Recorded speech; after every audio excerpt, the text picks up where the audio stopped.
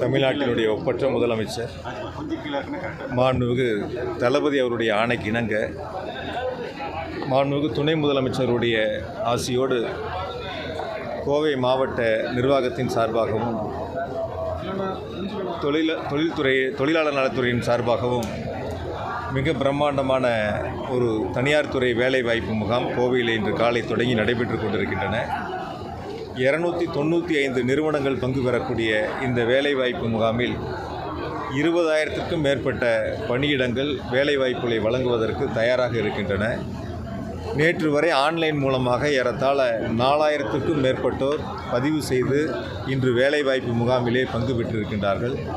அதோடு ஆன்லைன் பதிவு மட்டுமல்லாமல் நேரில் வருகை தந்து தங்களுடைய பதிவுகளை பூர்த்தி செய்து இந்த வேலைவாய்ப்பு முகாமிலே பங்கு பெறுவதற்கான வாய்ப்புகளை மாவட்ட நிர்வாகத்தின் சார்பில் உருவாக்கப்பட்டிருக்கின்றன. எனவே இது மிக பிரம்மாண்டமான வேலை தேடுபவர்களுக்கும் வேலை கொடுப்பவர்களுக்கும் ஒரு பாலமாக மாவட்ட நிர்வாகமும் தொழிலாளர் நலத்துறையும் இணைந்து இந்த சிறப்பான ஏற்பாடுகளை செய்திருக்கின்றார்கள். வந்திருக்கக்கூடிய சகோதர சகோதரிகள் 295 நிறுவனங்களில் தங்களுக்கான 20,000 பணியிடங்களில் தாங்கள் விரும்புகின்ற பணியிடங்களை தேர்வு செய்யக்கூடிய ஒரு வாய்ப்பை இன்று பெற்றிருக்கின்றார்கள். முதலமைச்சர் அவர்களுக்கு மாவட்ட நிர்வாகத்தின் சார்பாகவும் இங்கு வேலை தேடி வந்திருப்பவர்கள் சார்பாகவும் எங்களது மனமார்ந்த நன்றி அன்போடு தெரிவித்துக் கொள்கிறோம். நாளை காலை 11 மணிக்கு தமிழ்நாட்டினுடைய துணை முதலமைச்சர் போற்றுதலுக்குரிய இளம் தலைவர் அவர்கள் காலை 11 மணிக்கு கோவை விமான நிலையத்திற்கு வருகை தந்து நேரடியாக வனத்துறையினுடைய நிகழ்ச்சிகளிலே பங்கு பெற்று அந்த நிகழ்ச்சியில் முடிந்த பிறகு இரண்டாவது நிகழ்ச்சியாக மாவட்ட நிர்வாகத்தின் சார்பில் முடிவுற்ற பணிகளை மக்களுக்கு தொடங்கி வைத்தும் புதிய பணிகளுக்கு அடிக்கல் நாட்டியும் பயனாளிகளுக்கு அரசினுடைய நலத்திட்டங்களை வழங்கியும் சிறப்பு சேர்க்கின்றார்கள். குறிப்பாக நாளை ஏறத்தாழ 38 கோடி ரூபாய் மதிப்பிலான முடிவுற்ற பணிகளை திறந்து வைத்தும் 66 கோடி ரூபாய் மதிப்பிலான பணிகள் புதிய பணிகளுக்கு அடிக்கல் நாட்டியும் 229 கோடி ரூபாய் மதிப்பிலான நலத்திட்டங்களை 39,494 பயனாளிகளுக்கு வழங்கியும் சிறப்பு சேர்க்கின்றார்கள். பொதுவாக நீங்கள் ஒரு கருத்தை பார்க்கணும், வாக்களித்தவர்கள் வாக்களிக்காதவர்கள் என்று வித்தியாசம் பார்க்காமல் தமிழ்நாட்டினுடைய முதலமைச்சர் மாண்புமிகு தளபதி அவர்களும் மாண்புமிகு துணை முதலமைச்சர் இளம் தலைவர் அவர்களும் தொடர்ந்து கோவைக்கு வருகை தந்து அரசனுடைய திட்டங்களை மக்களிடத்திலே கொண்டு சேர்ப்பதில் அறிவிக்கப்பட்ட திட்டங்களை சிறப்பாக செயல்படுத்துவதில் தொடர்ந்து கண்காணித்து அதை செயல்படுத்தி வருகின்றார்கள். கடந்த முறை கூட ஈரோடு நிகழ்ச்சிகளுக்கு முதலமைச்சர்கள் வருகை தந்த பொழுதும் திருப்பூர் வருகை தந்த பொழுதும் விமான நிலையத்திலே அமர்ந்து இங்கு மாவட்ட ஆட்சியர் அவர்களையும் மாநகராட்சியினுடைய ஆணையர் அவர்களையும் உயரதிகாரிகளையும் அழைத்து அறிவிக்கப்பட்ட திட்டங்களுடைய செயல்பாடுகள் குறித்து முழுமையாக கேட்டறிந்து குறிப்பிட்ட காலத்திற்குள் அந்த பணிகளை முடித்திட வேண்டும் என்று உத்தரவுகளை வழங்கியிருக்கின்றார்கள். தொடர்ந்து அதை கண்காணித்து கொண்டிருக்கின்றார்கள். வெறும் அறிவிப்பாக இல்லாமல் அறிவிக்கப்பட்ட திட்டங்கள் செயல் வடிவம் பெற வேண்டும், குறிப்பிட்ட காலத்தில் மக்களுக்கு வழங்கிட வேண்டும் என்பதற்காக தொடர்ந்து கண்காணித்து வருகின்றார்கள். சில இடங்களில் அறிவிக்கப்படாத மின்வெட்டு மாதிரி 2 மணி நேரமெல்லாம் ஆகுதுன்ற மாதிரி குற்றச்சாட்டு. ஏதாவது ஒரு இடத்த குறிப்பிட்டு சொல்லுங்கள் சகோதரரே, சும்மா பொதுவாக சொல்லக்கூடாது. ஏதாவது பழுது ஏற்பட்டிருந்தால் அந்த மாதிரி இடங்கள்ல இருக்கும். இன்றைக்கி நம்முடைய தேவையை விட கூடுதலான மின்சாரம் நம்மக்கிட்ட இருக்குது. கோடை காலத்தை சமாளிப்பதற்காக நமக்கு என்ன கூடுதல் தேவை ஏற்படுகிறதோ அது டெண்டர் மூலமாக பெறப்பட்டு முழுமையான நடவடிக்கைகள் அந்த பூர்த்தி செய்யப்பட்டிருக்கு. எங்கேயாவது ஒரு இடங்களில் இந்த வெப்பத்தின் காரணமாக பழுது ஏற்பட்டிருந்தால் அது சில பேர் என்ன நினைக்கிறாங்கன்னா ஏடிஎம்கே பிஜேபிலாம் இது ஒரு குற்றச்சாட்டாக சொல்லி எப்படியாவது கொண்டு போய் கீழே சேர்த்தலாமான்னு பார்க்குறாங்க. பொதுவாக தானே அவங்களுடைய கருத்தை தானே.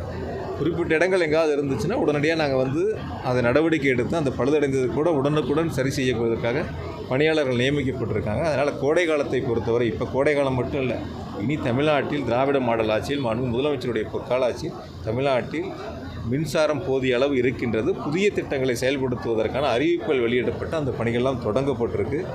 தமிழ்நாடு மின்சார வாரியத்தினுடைய வரலாற்றில் முதலமைச்சர்கள் அறிவித்து வழிகாட்டி இருக்கக்கூடிய திட்டங்கள் செயல்பாட்டுக்கு வருகின்ற பொழுது முழுமையாக தமிழ்நாடு தன்னிறைவு பெற்ற ஒரு மாநிலமாக மின் தேவை பூர்த்தி செய்யக்கூடிய மாநிலமாக அமையும். ஏன்னா ஒரு 7,000 மெகாவாட் அளவுக்கு தெர்மல் பிளான்ட் போடுவதற்கான திட்டங்களை மின்சார வாரியம் முன்னெடுத்திருக்கு. ஒரு 14,500 மெகாவாட் பம்புடு ஸ்டோரேஜ் ஸ்கீம் போடுவதற்கான திட்டங்களை முன்னெடுத்திருக்கு. 2000 மெகாவாட் அளவுக்கு பேட்டரி ஸ்டோரேஜ் செய்வதற்கான அந்த திட்டங்களை முன்னெடுத்திருக்கிறோம். இப்படி தொடர்ச்சியாக வந்து எடுக்கக்கூடிய திட்டங்கள் வரக்கூடிய ஆண்டுகளை கவனத்திலே கொண்டு 2030 வரைக்கும் என்ன தேவை என்பதை கவனத்திலே கொண்டு இந்த திட்டங்கள் இப்பொழுது செயல்படுத்தப்பட்டு வருகின்றன, நடவடிக்கை எடுக்கப்பட்டு. டீலிமிட்டேஷனுக்கு டேரக்ட் டீலிமிட்டேஷன் வேணும் சொல்லி இன்றைக்கி கூட்டம் நடக்குது சென்னையில். கருப்புக்கொடி ஆர்ப்பாட்டம் பாஜக ஒரு மாவட்டத்திலும் வீடு முன்னாடி நடத்திட்டு இருக்காங்க. மாநில தலைவர் அண்ணாமலை பல்வேறு குற்றச்சாட்டுகளை வச்சு இன்றைக்கி சார் ஒரு விஷயம், ஒரே ஒரு வீடியோ நேற்று பார்த்தேன்.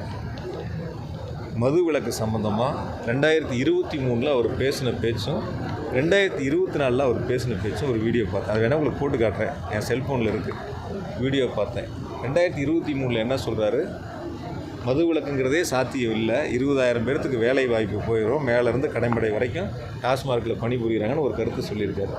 24 ஒரு வாக்குறுதி கொடுக்குறாரு, ஏதோ அவங்க வந்துட்டால் மதுவிலக்கு வந்துடும், கடைகள்லாம் மூடிடுவோன்னு சொல்லிட்டு. ஏதாவது நான் கூட்ட பல முறை சொல்லியிருக்கேன், அரசு நிகழ்ச்சிகளில் தயவு செஞ்சு சில கோமாளிகளுடைய கேள்விகளை கேட்டு நேரத்தை வீணடிக்க வேண்டாம்.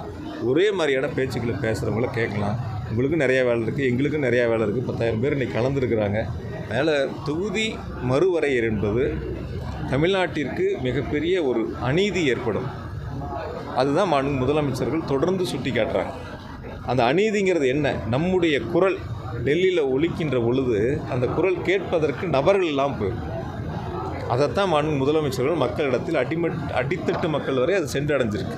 நம்ம உரிமை இருக்குது இல்லையா, நம்ம வாக்களிக்கிறவங்களுடைய உரிமை, நம்ம தமிழ்நாட்டின் உரிமையை காப்பாற்றக்கூடிய இடத்துல முதலமைச்சர்கள் இந்தியாவிற்கு வழிகாட்டக்கூடிய ஒரு ஆளுமிக்க தலைவராக அதை முன்னெடுத்திருக்கின்றார்கள். நிச்சயமாக முதலமைச்சர்கள் முன்னெடுத்திருக்கக்கூடியதற்கு இந்தியாவில் இருக்கிற மற்ற அரசியல் கட்சி தலைவர்கள் பெரும் ஆதரவை வழங்கியிருக்கின்றார்கள். மாநில முதல்வர்களுக்கு தமிழக முதலமைச்சர் வரவேற்பு கொடுக்கிறார்.